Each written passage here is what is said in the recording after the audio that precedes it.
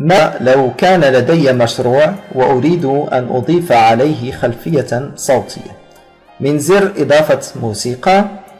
البرنامج يقدم لي مكتبة هائلة من الأصوات أو الخلفيات الصوتية التي يمكن أن أستعملها.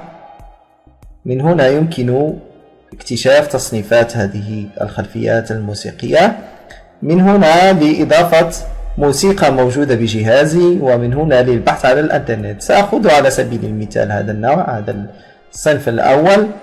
من هنا يظهر لي يمكن سماعه، يمكن تغييره. من هنا لوب، أي أنني أريد تكراره طيلة المشروع. إذن سأضغط على هنا لأنه تكون الخلفية وقتها أقل من المشروع. ثم من هنا أقوم بوضعه، ثم أقوم بتجربة المشروع.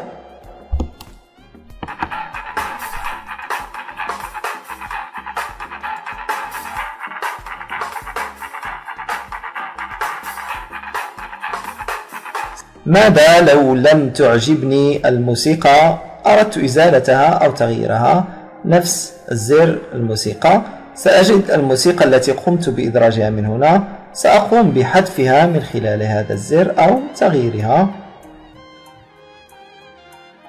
ويمكن كما قلت أن نكتشف هذه الخلفيات الموسيقية الموجودة هنا، بعضها جميل. إذن سأقوم بحذفها. إذن سأقوم بالخروج، سأعود لأتأكد. إذن لا توجد أي موسيقى. لكن أحيانا يكون لدي سكريبت أو تسجيل صوتي أو تعليق صوتي، أو أريد أنا أن أعلق، فنفس الأمر سأقوم بالذهاب إلى زر الفويس أوفر وأقوم بإدراج تعليقي. لإدراج التعليق سأقوم باختيار نوع العتاد الذي أستعمله للتسجيل. من هنا زر لتشغيل المشروع أثناء التسجيل، أو من هنا لإحضار تسجيل صوتي من جهازي. سأقوم بالضغط على زر الريكورد، سيشتغل معي البرنامج وأنا أسجل وأعلق على المشروع. يقوم بتحميله.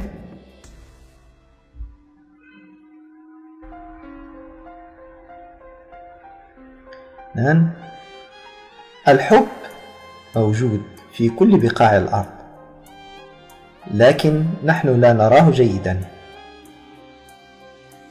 الجامعة الأمريكية قامت ببحث وقامت بسؤال العديد من الأطفال.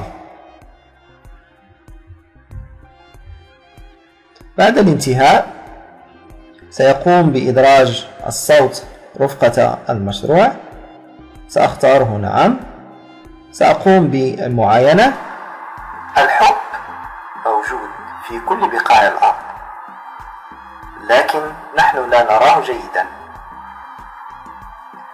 الجامعة الأمريكية قامت ببحث وقامت بسؤال.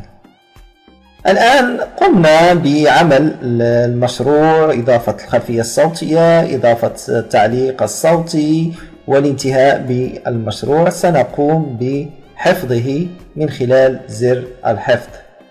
قبل ذلك سأختار حفظ المشروع من هنا كما رأينا سابقا، وسأقوم بتصدير المشروع من خلال هذا الزر.